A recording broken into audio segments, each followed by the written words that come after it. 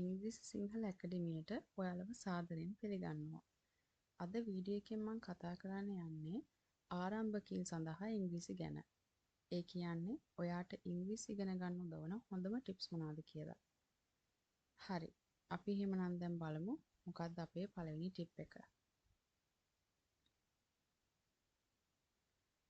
Tip අංක 1 තමයි learn common words first. මුලින්ම පොදු වචන ඉගෙන ගන්න.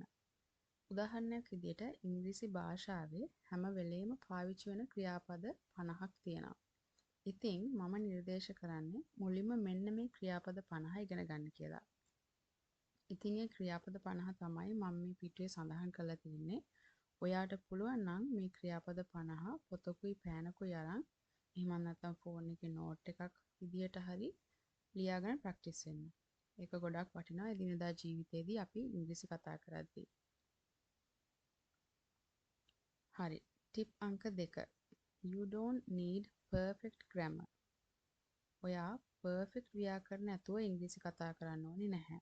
ඔයාගේ අතින් ඉංග්‍රීසි එහෙම මෙහෙම වරදින්න පුළුවන්. ඒකට කමන්නේ. සංනිවේදනය කරන එක තමයි ගොඩක් වැදගත් වෙන්නේ ව්‍යාකරණ වලට වැඩිය අපි මුලින්ම ඉංග්‍රීසි කතා කරද්දී. ටිප් අංක 3. There are 12 English verbs tenses in English, but focus first on simple present, simple past and simple future. ඉංග්‍රීසි භාෂාවේ ක්‍රියාපද වර්ග 12ක් තියෙනවා. නමුත් සරල වර්තමාන, සරල අතීත සහ සරල අනාගත කියන මේ ප්‍රධාන ක්‍රියාපද වර්ග තුන මුලින්ම ඉගෙන ගන්න අවධානය දෙන්න. දැන් simple present ගත්තොත් on Mondays I work. සඳුදා දිනවල මම වැඩ කරනවා.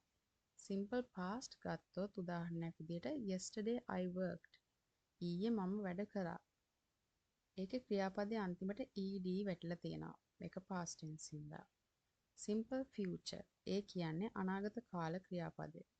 ඒක ගත්තාම tomorrow I will work. මම හෙට වැඩ කරන්නම්.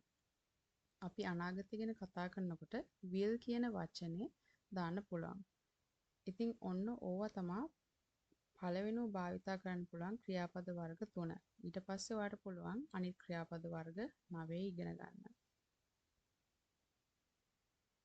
ටිප් අංක 4. Start small amount of listening. Listen for short times instead of long times.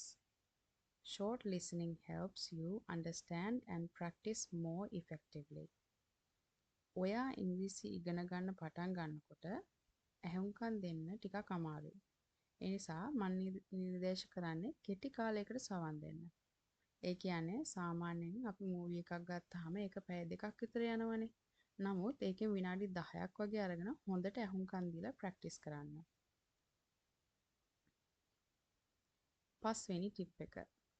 Learn English words that are useful in your own life.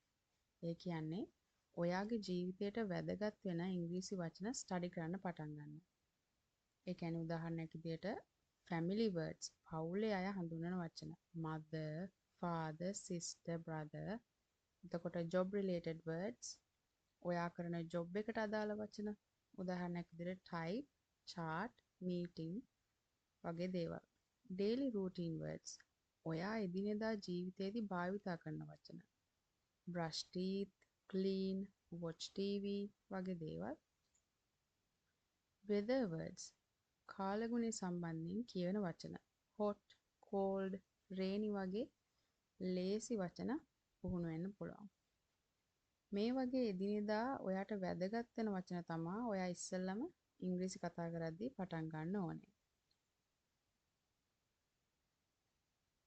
මගේ අන්තිම ටිප් එක තමයි practice every day. Review new words often. Test yourself regularly. ඒ කියන්නේ දිනපතාම ඔයා ඉංග්‍රීසි පුහුණු වෙන්න ඕනේ. හැමදාම පුංචි හරි වෙලාවකට පුහුණු වෙන එක ගොඩක් වැදගත්. ඒ කියන්නේ ඔයා අලුත් වචනයක් ඉගෙන ගත්තා නම් අද ඒක හැමදාම මතක් කරන්න. මොකද නැවත නැවත මතක් කරන තරමට තමයි ඔයා කතා කරද්දී ඒ වචනේ ලේසියෙන්ම ඔලුවට එන්නේ. ඔන්න ඔය ටිප්ස් ටික තමයි මට ඔයාලට කියන්න ඕනුනේ. ඉතින් අද දවසේ වීඩියෝ එක මම ඉවර කරන්න බලාපොරොත්තු වෙනවා. මෙතෙක් රැඳී සිටියට ගොඩක් ස්තුතියි.